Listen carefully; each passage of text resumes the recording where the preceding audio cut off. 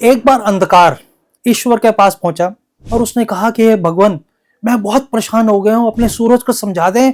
सूरज मेरे पीछे अनंत काल से पड़ा हुआ है, मैं सारा दिन उससे भागता हूं, रात को थोड़ी देर सुस्ता भी नहीं पाता हूं कि वो मेरे फिर पीछे पड़ जाता है।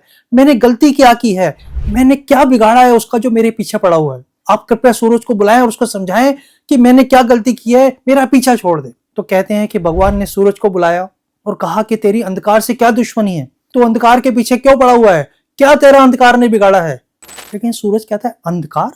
भगवान, मेरा तो कभी अंधकार से कोई परिचय नहीं हुआ, मैंने तो कभी अंधकार को देखा ही नहीं, और जिसको मैं जानता नहीं, जिसको मैंने देखा नहीं, उसका मैं क्या नुकसान कर सकता हूं।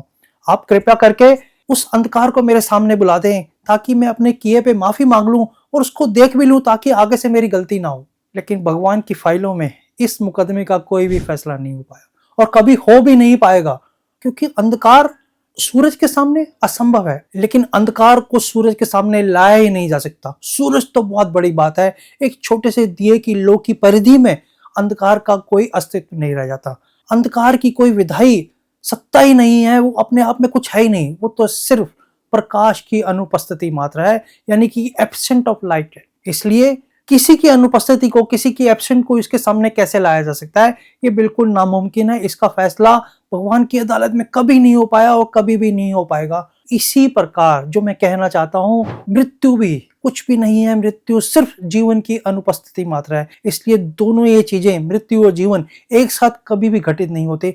एक ही रेखा के दो बिंदु हैं, एक इधर का एक इधर का, दोनों का कभी मिलन नहीं होता। लेकिन क्योंकि हम बेहोशी में मरते हैं, इसलिए जब हम पैदा होते हैं तो भी बेहोशी में पैदा होते हैं, इसलिए उस अंधकार को हम महसूस करते हैं जो कि है ही नहीं। हमें लगता है कि मृत्यु हो गई, लेकिन मृत्यु जैसी चीज इस संसार में कोई भी नहीं है। तिब्बत के एक ऋषि थे, उनके पास एक व्यक्ति गया तो उसने पूछा कि मैं जीवन और मृत्यु के विषय में कुछ जानना चाहता हूं। तो वो हंसने लगे। उन्होंने कहा, जीवन और मृत्यु? उसने कहा, मृत्यु से तो मेरा आज तक कोई परिचित नहीं हो पाया है, मैं सिर्फ जीवन को जानता हूं, और यदि आप मृत्यु के विषय में जानना चाहते हैं तो उन्हीं के पास जाएं, मर चुके हैं। लेकिन ऐसे लोग जो मर चुके हैं उनके पास आपको क्या मिलेगा। इसलिए जीवन के विषय में जानें। यह बिल्कुल मत सोचें कि जीवन में कितने पल बचे हुए हैं, ये देखें कि हर पल में कितनी जिंदगी है। उस एक एक पल को जिएंगे तो आपको मृत्यु का भय खत्म हो जाएगा। मृत्यु का भय मरने से नहीं होगा, जीने से नहीं होगा, उसको जानने से होगा। इसलिए मृत्यु को जानने के लिए ध्यान का रास्ता चुनें।